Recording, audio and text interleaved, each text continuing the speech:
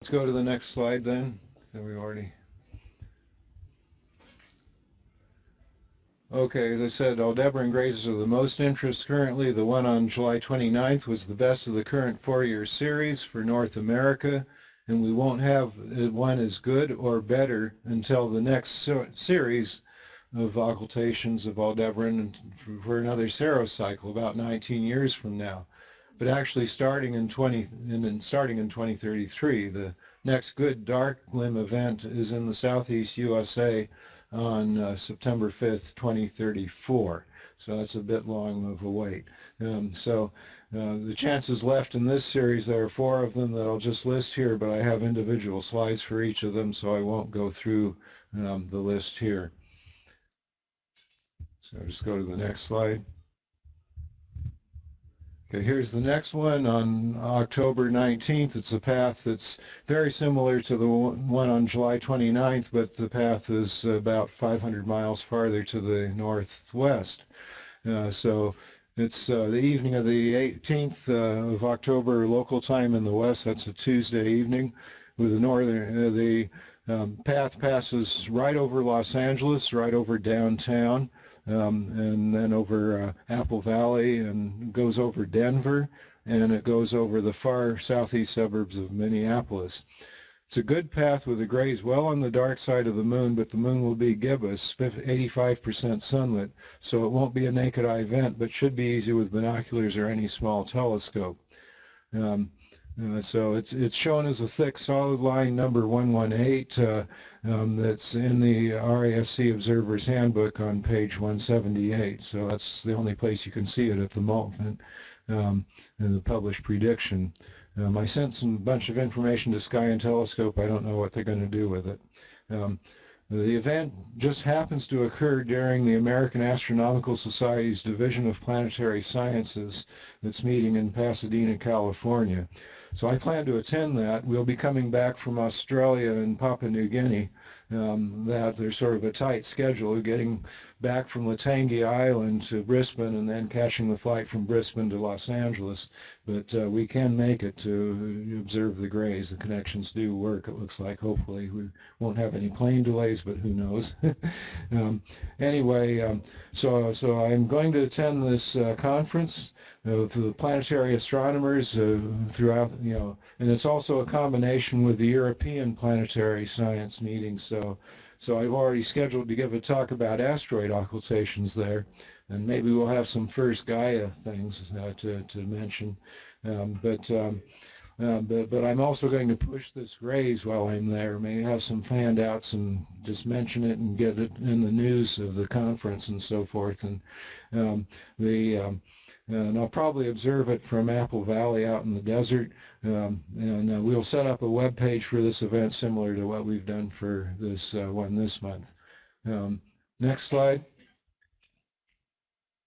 This just shows a moon view for the event. You see, you need binoculars or a telescope to see it, but it might be a telescope would be better, but it's well on the dark side. And there's the geometry pretty much like we had before, but instead of a nice thin crescent, we have this big fat thing here. So there was a similar graze that I observed in Ohio in the last cycle, and as I remember, you could see Aldebaran in the finder scope. That's the situation. The star will be hard to see during time when it gets close to the sunlit peaks, but it'll be easier to see as it moves onto the dark side. And the view will be pretty similar. This is for Los Angeles, but it'll be similar farther northeast. Next slide. This just shows the predicted profile. It's sort of a wide multiple events zone. So I plotted that, especially this zone here. This one here, you have sort of a long event between. You want to avoid. You want to have some action during most of the grays, and so there's about a kilometer wide path, but there's this path right here, which is narrower, and sort of in the northern half of the wide path. So I defined 2 paths here, sort of a good path and then the best path, where there's about or actually I had a 3 kilometer wide, this whole path, that was the path that I plotted, and then this is the best zone, which has about twice as many events as most of the rest of the other paths. So I encourage people to go to the best path, but if they live within the wide path, they'll have a pretty good show too. So next slide. This just shows the path extending from Los Angeles to Nebraska, and it passes south of Las Vegas, so people from there might travel down to it. And of course, it goes right over the Grand Canyon. It would be a great excuse to have a Grand Canyon star party for it. Huh? Right, and you can see the, yeah, yeah, that's, we did it once, so I don't think we'll do it again. Anyway, so, let's go to the next slide.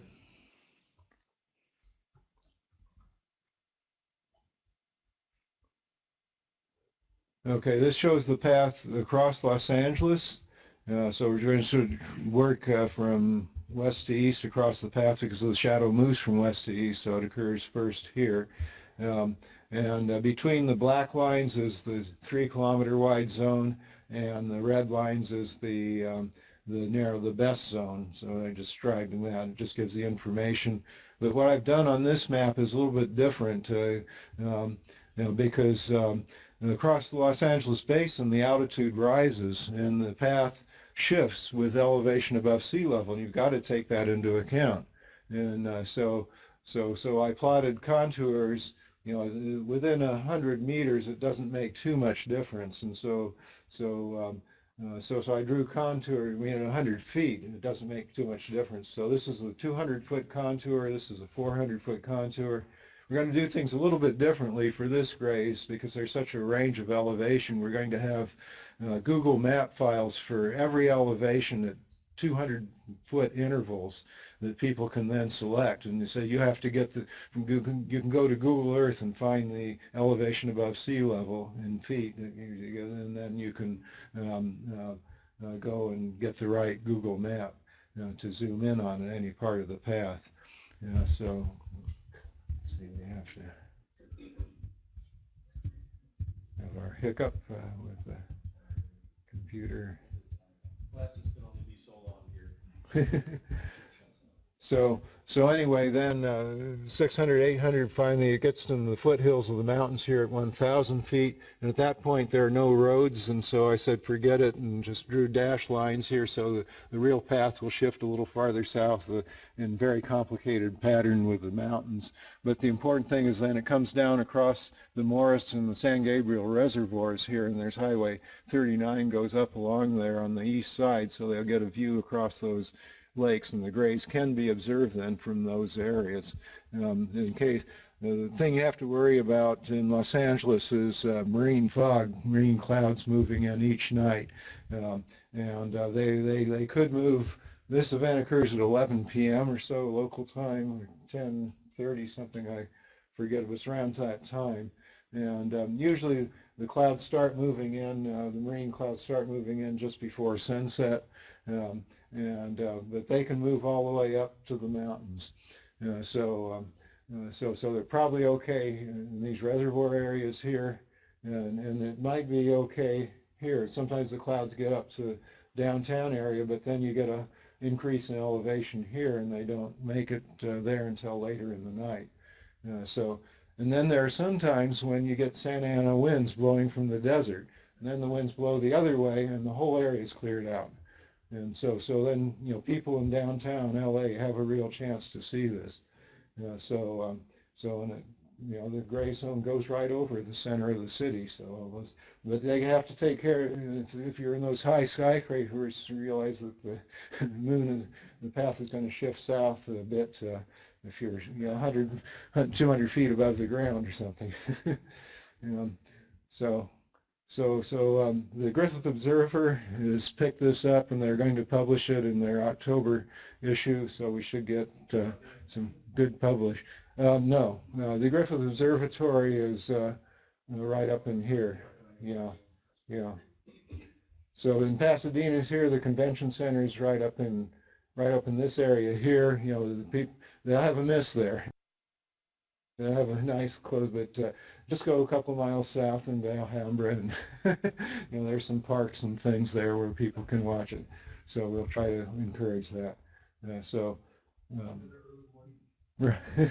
No, I mean, being 10, 11 at night, that's okay. Yeah, yeah, yeah.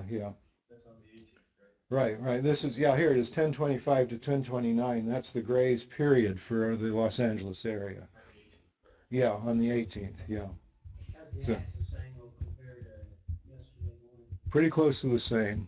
You know, it's in the same range, same. I haven't looked at exactly what it is. It's, I mean, the librations are a little different, but the longitude libration is different though. And so the profile is not the same. Um, but, otherwise the geometry is pretty close.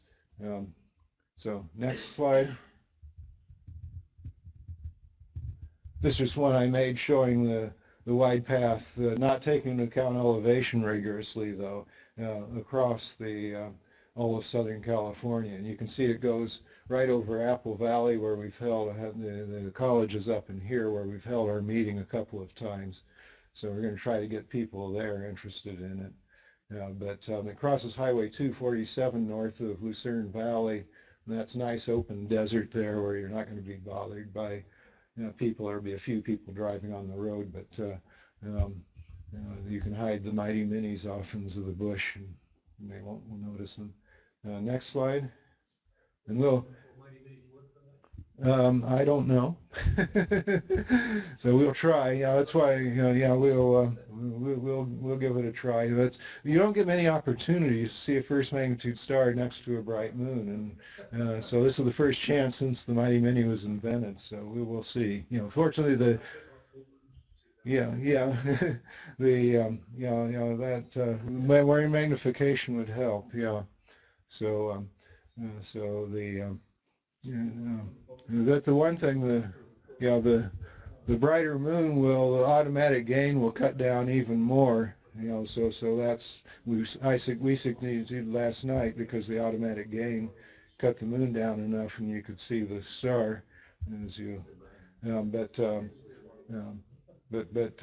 know, so here's Apple Valley. It goes over the populated area, but this is where we could intercept it, I think, best. And all this is about 3,000 feet. The fog virtually never gets into this area, the marine clouds. So we might have, if the Santa winds are blowing, though, you could have serious wind problems. So, although I think the wind is worse when it goes through the pass, it might not be, it's probably not going to be okay out there, but. Right. What's the moon's azimuth? It's similar to what we just had. I mean, it'll be, I think, a little north of east. I might have it on the previous slide. I don't remember, but it's just a little north of east. Yeah, I think it was about 80 degrees. And it's in LA, I think the altitude is around 20 degrees. It won't be quite as high as what we just had. Yeah, so maybe go back a slide, and I think I have the altitude numbers. No, let's see altitude 19 degrees above the eastern horizon. Yeah, I think it's pretty close to 90 degrees, like we just had, but the altitude 19 degrees. Its gust angle is 12 degrees. So, okay, let's skip 2 slides ahead. Okay, this just shows Apple Valley again. I don't have the path plotted. And then the next place is, again, I don't have the path. This is just the northern limit, I think corrected for elevation, but the path is going to go over Englewood and Aurora, in the southern and eastern suburbs and Littleton. And there'll be places to see it in the mountains if you want to get higher elevation. So I want to produce a map like I did for LA, just haven't had time to do it with the different contours and everything. But it will change across the city a bit. Next slide.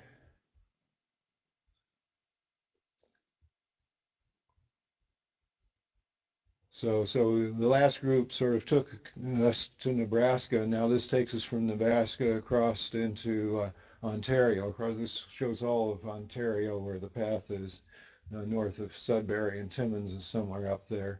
But the interesting thing is it does pass over the far southern and eastern exurbs of Minneapolis. And prepare a map for that. Haven't done that yet.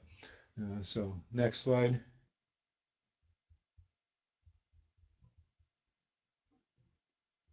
And this shows the rest of the path over completely uninhabited areas of, or not completely, but very lightly. Right. Across, yeah, no, they'll start having a lot of, right. You're going across Quebec and Labrador. I mean, there are some towns up here near Goose Bay, so you could actually observe up there. And of course, the interesting feature on this map is the Manicouagan impact structure here, reservoir. Mosquitoes up there the size of that bedroom. Yeah. They actually Manicouagan eaters, man-eaters. That's what Manicouagan means, then, right? Okay, so I think we go on to the next graze after this. Oh wait, no. Okay, this is a mistake. The slide that I left in by mistake is to use it. Okay, then the next event after this is next year on March 4th, 5th, evening of the 4th local time, 5th UT, around 4 hours UT. The northern limit passing near Seattle, Duluth, Minnesota, and over in Toronto, very close to those cities. And then it comes down and passes near Hartford, Connecticut, and finally exits through Rhode Island. And I think it might hit Martha's Vineyard or something. I haven't plotted it carefully enough to see. But this is the path, is the solid thick line on this map. And this is the map we've prepared for the 2017 RISC Observer's Handbook, which will come out in November or so. The path, I think it passes more in Canada. It really passes more over Vancouver than Seattle. I'm not sure exactly which. It looks like it's north of the border, a very small amount. But the moon will be 46% sunlit, so essentially first quarter. Not quite as good as we had, but and the cusp angle is pretty close to the cusp again, unfortunately, especially it's right at the cusp pretty much on the west coast, and then it increases to about 4 degrees cusp angle by the time you get to southern New England. But this is in winter, and you're in the northern areas here, so bitter cold weather could hamper observations. Along here you have to be careful for that. This is the next best event of the series. Login information, come on. Our little display unit's been kicked off here for some reason. Uh-oh. Quick item operator. I think what we have to do is just disconnect from your network and reconnect. Can you hand me that piece of paper there, Stephen, to log in the exam? Technical difficulties here. We're not seeing the presentation on somehow there was a glitch in the internet here, and we got kicked off the internet, and we're connecting back to the internet now. We have to do that in order to see the presentation here. The next events, and then we can see them, just flash through them. The next event after March is on August 16th, 2017. And it's a good event with a 36% sunlit moon with grays 5 degrees from the north cusp. That's the good news. However, the path is the only place where you're going to be able to see this is St. Augustine, Florida, right on the beach, because it's going to be right on the horizon, just rising. Yeah. And then the path just shoots out into the Atlantic. So it's a northern limit, so no one is going to see the total occultation either, except people in southern Florida. They'll see the reappearance. The disappearance will occur before moonrise. Yeah, no, let's see. I forget. Well, Bermuda, I don't know what it is. It's August 16th. And The eclipse. that's the point. It's 5 days before the eclipse. It's the 20th. So dawn. Does refraction at least rise above the horizon? Yes, yes. So we practically depending upon that to see the grays at all. So, it's unfortunate that Harold Povenmire left because I wanted to tell him about this because Povenmire has been the only one who's observed an event somewhat similar to that. There was a graze of spica that occurred at moonrise, and he actually got this graze, observing it visually, at 1 degree altitude over the Atlantic. So, yeah. So of course you need good conditions, and in August you usually get the sky's usually hazy. So I don't think it's going to work. Looks like we have our video back. Okay. Okay. So there it is. Okay. Now go forward. Yeah. So this is the event I just mentioned, and here it is in our RSC handbook map. And just starting there, Everhard Riedel says it actually is on land at 0 degrees altitude, but just barely. Yeah. I don't want to mess up my eclipse plans for a wild goose chase like this. So next slide shows the last opportunity we have. Well, no, it doesn't. There's another event that occurs before we start getting Regulus occultations, and we have a pretty nice one that occurs on October 15th in the morning at moonrise. It's very good with the moon only 20% sunlit, so and it's a few degrees from the north cusp on the dark side, so this will actually be a better graze than the one we just did of Aldebaran a couple of nights ago. In terms of observability and so forth. Why is that? Because it's a thinner percent sunlit moon. Yeah. It's a 3/10 of a magnitude fainter star, but it's So it's a few degrees from the north cusp, but the north cusp is the cusp of a much thinner moon. Yeah. A little bit thinner, not much. I mean, we were 23% sunlit, and now it's 20%, so it's going to be pretty close to similar. Yeah. But it's Regulus. It might be. I don't know. No one's tried from a graze or a total occultation to see the companion, so that might be another chance to do what we were trying to do with asteroid events. big scope Yeah. and small field of view. The one difference, though, is with an asteroid event, you kind of know that as soon as the star disappears, then you can turn up the gain. With a graze, you sort of don't know when. You turn up the gain, suddenly the star reappears and ruins your camera. So there's sensors. So, I mean, of course, though, with the LRO profile, there will be times that you do know, and you'll have periods when you can. If you really want to do that, you just move in a couple of miles inside the limit and have a longish occultation where you have a chance where the star is still close to the edge, so you don't know whether the companion's north or south, and so you don't know if you get anything or not. But anyway, this is a nice event, just almost a year after the Aldebaran graze over LA, but you can see it pass over Oregon, Montana, so that might be a good place, and North Dakota, a little north of Duluth. My brother lives in Duluth, so we might visit him for this. But then it goes over Canada, which and just north of Maine. So and it sort of exits out, and this is actually New Brunswick. I said Quebec here, but it goes over northern New Brunswick and then enters the ocean and passes between the islands. It might hit Cape Breton on Nova Scotia there, but it's getting into sunrise here. You can see this is the twilight area or daylight. So here's another event, I think, with Aldebaran, which is in the daylight, I think. It's track number 145. So it's either that or on the bright side. This time of year it would be nighttime probably and on the bright side. Next slide. That's the southern event? I think this is, I don't know. The southern, this 145. This is track, I didn't say what the track number is and I can't read it. Yeah, something like that. So this must be, let's see, you know, this is up from September 11th to October 28th, so this must be near the end of October. So that's the diameter of the moon's shadow? No, this isn't the same star. This isn't Regulus. This is, the moon's diameter is wider. So the southern limit would be off the map.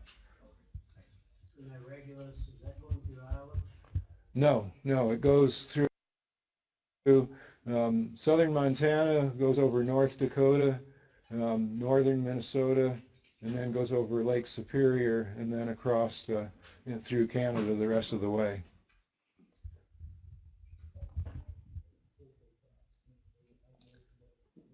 Okay, let's go to the next slide. We have last Aldebaran graze is on 2018 on July 10th. I haven't made a map of this. It occurs in the morning. It's another low altitude event. That's not, otherwise it'd be a pretty good event. But the moon will occur right at the thin southern cusp at only 11% sunlit moon. So it should look pretty nice. But the southern limit starts at moonrise in northeastern Iowa, then crosses with southern Wisconsin, northern Michigan, and southern Ontario, where it hits twilight, strong twilight pretty soon. So you will get, the best views would be in Wisconsin, I think, or northern Michigan. It goes pretty close to the Mackinac Straits, but